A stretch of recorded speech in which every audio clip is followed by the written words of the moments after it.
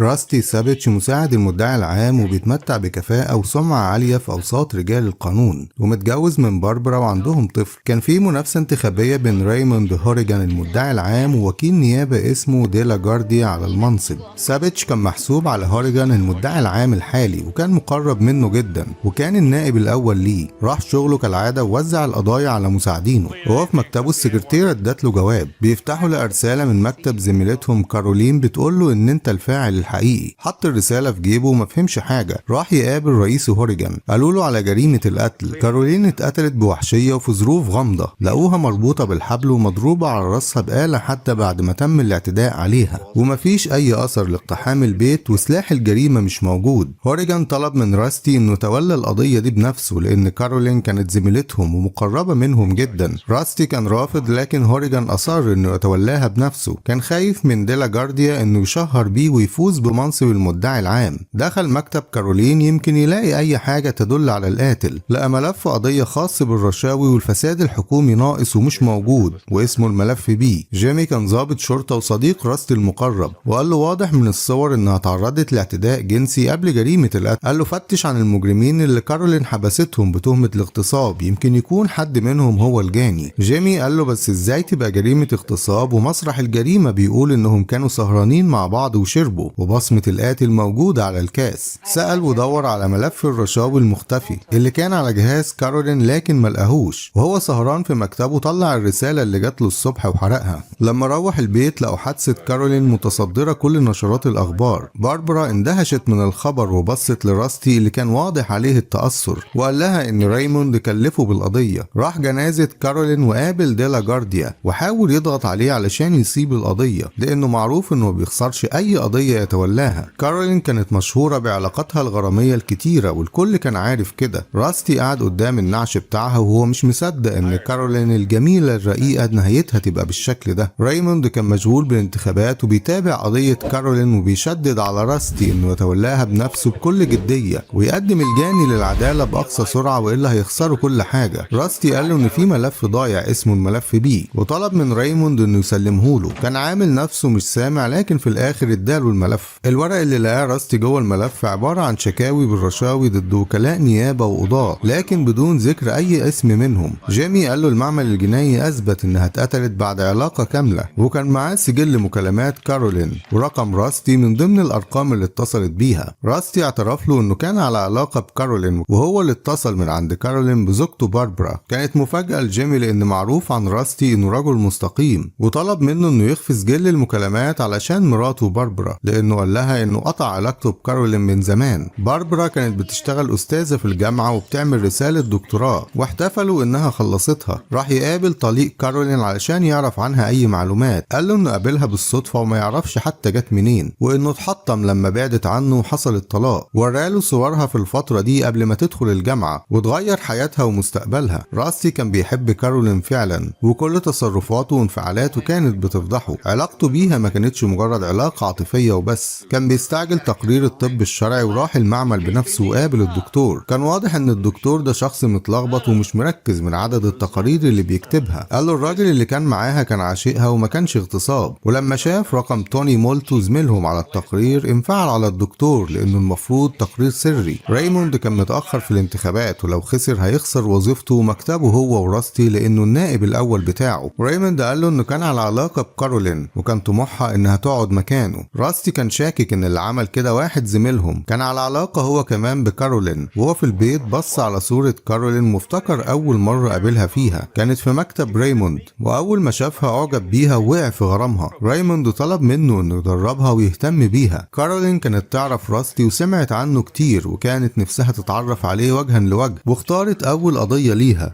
ضربت ابنها بطريقة عنيفة ووحشية، حذرها من القضية لان الولد مش هيشهد على امه من الخوف لو شافها في المحكمة. لكن كارولين كانت مصرة، كانت عاوزة تثبت له كفاءتها وانها ما اخدتش الوظيفة دي علشان جمالها او علاقتها. ودته عند الولد وعملت معاه زي بروفا على اللي هيقوله في المحكمة، ووعدته انه هيكون في امان. وفي المحكمة سألت الولد عن الجروح اللي كانت في راسه. الولد لما شاف امه خاف وسكت، لكن كارولين قدرت باسلوبها تخلي الولد يعترف على امه اللي حطت راسه جوه الآلة الحادة، وهي اللي سببت له الجروح اللي في راسه بمنتهى الوحشية. وده ادى فرصة لراستي انه يكمل الاتهام ويبروزوا، ومن هنا نشأت بينهم قصة الحب مع أول قضية يكسبوها مع بعض. باربرا دخلت عليه ولقيته متأثر وصور كارولين قدامه، قالت له لسه بتفكر فيها بعد كل اللي حصل؟ يبقى أكيد أنت حبيتها. حاول ينكر لكن دموعه كانت بتفضحه. ريموند خسر الانتخابات وديلا جارديا بقى المدعي العام الجديد. جيمي قال له إن تومي مولتو بقى مساعد المدعي العام، وأخد كل الأدلة وأحراز القضية واداله المستند اللي كان ناقص في الملف بيه، والمدعي اللي كان ماسك القضية كان نفسه تومي مولتو. راستي شك إن تومي مولتو هو اللي أخد الرشوة. قابل تومي وديلا جارديا ودخلوا مكتب ريموند. تومي واجه راستي إنه كان عند كارولين ليلة وقوع الجريمة. حاول ينكر لكن تومي قال له إن بصماتك كانت على الكاس وفي كل مكان في الشقة، وإنهم عثروا على سجل المكالمات اللي طلب من جيمي يخفيه. ريموند اتصدم في راستي، روح البيت وقال لمراته إنهم هيوجهوا له تهم قتل كارولين ولازم يوكلوا محامي كبير وده هيكلفهم كتير. ما كانوش مصدقين اللي بيحصل. فجأة بيتحول من وكيل نيابة المتهم بجريمة قتل، وافتكر لما كان مع كارولين وحصل ما بينهم خلاف لأنها كانت عاوزاه يرشح نفسه بمنصب المدعي العام. قال لها إنه مش ممكن يخون صديق عمره ريموند، وقال لها وانت طبعا تعرفيني علشان تاخدي منصب. بعدها كارولين بدأت تتهرب منه وقالت له إن علاقتهم ببعض انتهت. ما صدقش كلامها ورفضه لأنه بيحبها جدا. قالت له إنها مرتبطة بشخص تاني، راقبها وشافها فعلا مع واحد تاني. الشرطة جت فتشت بيته واخدت عينات من الفرش والسجاد علشان الأدلة اللي لقوها في شقة كارولين. راستي وكل محامي كبير اسمه ساندي اللي حاول يبعد راستي عن المحاكمة، لكن راستي رفض وأصر إنه يروح المحكمة. وبالفعل الشرطة جت قبضت عليه وطلب من زوجته تبلغ المحامي علشان يدفع الكفالة. راستي شرح لساندي طبيعة علاقته بكارولين وايه اللي هيقوله المدعي العام علشان يثبت عليه التهمة والأدلة اللي لقوها في شقة كارولين، وطلب راستي إنه يعاين مسرح الجريمة تاني، وقال لساندي يستدعي ريموند للشهادة. كان فاكر إنه صديقه هيقف جنبه، لكن على العكس ريموند أنكر إنه طلب من راستي إنه يمسك قضية كارولين ورفض حتى يشهد بالحق. كان عاوز ينتقم من راستي لأنه عمل علاقة مع كارولين من وراه، ولأنه كذب عليه وقال لهم إنه ما كانش في بيته ليلة الجريمة. راستي قال لساندي إن ريموند شال تومي مولتو من قضية السرقة واداها لكارولين، والمتهم اعترف إنه دفع رشوة لوكيل النيابة وخرج براءة. ولما عرف المعلومات دي وجهوا له تهمة القتل. قال لمراته إنها ما سألتوش إذا كان ارتكب جريمة القتل ولا لأ، سكتت وكأن الأمر مش محتاج لسؤال. عملوا قرعة واختاروا القاضي، كان القاضي لورين ليتل. ساندي طلب من القاضي إنهم يعاينوا مسرح الجريمة والقاضي وافق. دخل شقة كارولين وشاف الدم على الأرض. القضية كانت حديث الساعة والكل كان بيتابعها، وبدأوا الجلسة الافتتاحية وكل طرف كان عاوز يأثر على قرار هيئة المحلفين. وحصلت مفاجأة في القضية، الكاس اللي عليه بصمات راستي اختفى من المعمل الجنائي. القاضي بيقول لمولتو فين الكاس وكان هيتجنن. قال لهم مش هنتكلم على دليل مش موجود. وزعوا صور كارولين على هيئة المحلفين والكل تعاطف معاها طبعا ضد راستي. قال لجيمي انه عاوز يقابل الولد صاحب الشكوى اللي قدم رشوة للمدعي العام علشان ده هيفيده في قضيته اكيد. جه الدور على ريموند انه يشهد، وقال ان راستي هو اللي طلب انه يمسك القضية واصر على كده، لكنه اهمل القضية واخفى ادلة زي سجل المكالمات. ولو كنت اعرف انه على علاقة بكارولين ما كنتش قبلته انه يمسك القضية. ساندي قال له انت بتقول ان راستي اخفى دليل المكالمات يمكن علشان يحمي سمعته كراجل متجوز، لكن انت اخفيت الملف بيه بعد موت كارولين. كان ايه الدافع بتاعك؟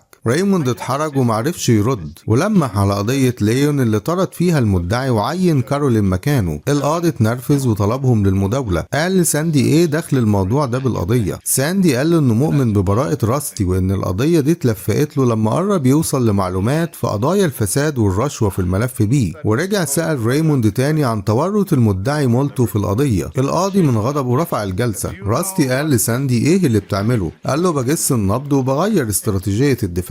جه الدور على جيمي انه يشهد. مولتو بيقول له هل راستي امرك تخفي السجلات؟ جيمي قال له هو طلب مني كده، لكن سبت القضية اصلا قبل ما احصل على اي سجلات. ساندي قال له انت كنت بتدور في ملفات كارولين على المجرمين اللي دخلتهم السجن. جيمي قال له ايوه، لاننا توقعنا ان الجريمة تكون بدافع الانتقام، لكن لقينا ملف ناقص وهو الملف بي. مساعد ساندي قال له نطلب سجل المكالمات من الشركة للتأكد. راستي قال له مفيش داعي. ساندي حس ان راستي مخبي عليه معلومات معلومات. راستي قال له انه كان دايما بيتصل بكارولين بعد ما سابته لمجرد انه يسمع صوتها ويقفل الخط تاني زي الاطفال الصغيرين. مولتو قدم الادله الماديه اللي لقوها في شقه كارولين وخيوط السجاد مطابقه للي لقوها في شقه راستي، وفصيله الدم والحمض النووي مطابق للمتهم، لكن الكاس اللي عليه البصمات لسه مختفي، وده اقوى دليل على وجود راستي في مسرح الجريمه. راستي كان بيشكر باربرا انها واقفه معاه في القضيه ومقتنعه ببراءته. جيمي اتصل براستي وقال له انه لقى مكان ليون، اقتحموا شقته واستجوبوه عن المدعي اللي اخد منه الرشوه. ليون قال لهم انه دخل مكتب كارولين وكان في واحد واقف وراه، قال له حط الفلوس على المكتب وامشي من غير ما تتدور. كان القاضي. راستي قال له تعرف اسمه؟ ليون قال له لورين ليتل. ما كانش المدعي مولتو هو اللي اخد الرشوه زي ما راستي كان فاكر، كل منظومه العداله كانت مشتركه في الفساد. مولتو قال ان الكاس اللي عليه البصمات لسه مفقود. القاضي قال طالما ان الكاس مفقود ففي احتماليه ان السيد راستي يكون بريء. خبير البصمات اكد ان البصمات اللي على الكاس واللي في شقه كارولين مطابقه لبصمات راستي. الطبيب الشرعي قال انها اتضربت على راسها 3 ضربات بآلة حاده. ساندي قال له هل ممكن التقرير اللي انت كاتبه ده يختلط بتقرير تاني؟ الدكتور قال له مستحيل. اداله التقرير اللي كان كاتبه عن تشريح جثه كارولين، لقاه مختلط بتقرير تاني ملوش علاقه بالجريمه، وده معناه ان شغله كله مش دقيق،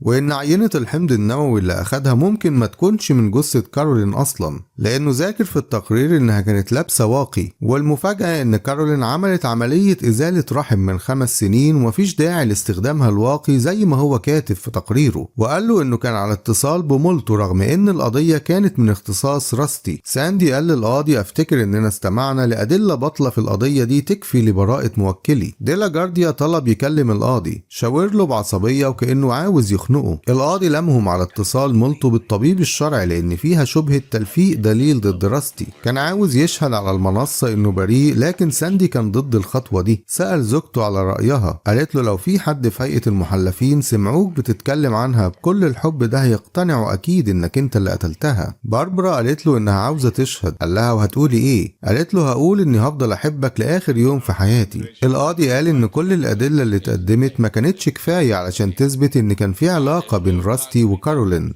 وبناء عليه قدم اعتذار عن استمرار المحاكمه، واعتذر لراستي انهم شكوا في واحد من اكفأ المدعين ورجال القانون، وحكم بالبراءه. خرج من قاعه المحكمه وكل الصحف ووكالات الانباء كانت بتغطي القضيه. حتى ديلا جارديا المدعي العام الجديد قال انه بيحترم راستي وبيقدره جدا. قال لساندي انه لمح للملف بيه في القضيه علشان يضغط على القاضي. ساندي قال له ان لورين اتعرض لازمه نفسيه عنيفه لما طلق مراته، وادمن القمار وشرب الكحول، وكان على وشك الانتحار، لكن ريموند انقذه واداله فرصه تانية، وكان على علم انه بياخد رشاوي لحد ما سد ديونه. لكن انت يا راستي قول لي، هل العداله فعلا اتحققت النهارده؟ راستي راح يقابل صديقه جيمي، كان جايب له هديه، الكاس اللي عليها البصمات بتاعته. جيمي اخده من المعمل الجنائي واخفاه. راستي قال له دلوقتي انت فاكر ان قتلتها اكيد، ورمى الكاس في الميه. باربرا كان عندها مقابله في الجامعه علشان شغلها، وصل ابنه المدرسه ووصلها المعديه وروح البيت. كان بيجدد السور الخشب اللي حوالين الجنينه. لما الشاكوش اتكسر دور في صندوق العده وجاب شاكوش عامل زي بلطه، لكن لاحظ ان عليه دم وشعر مختلطين ببعض. نزل البدروم وراح ناحيه الحوض، غسل البلطه من الدم والشعر، وفجاه باربرا بتدخل عليه البدروم.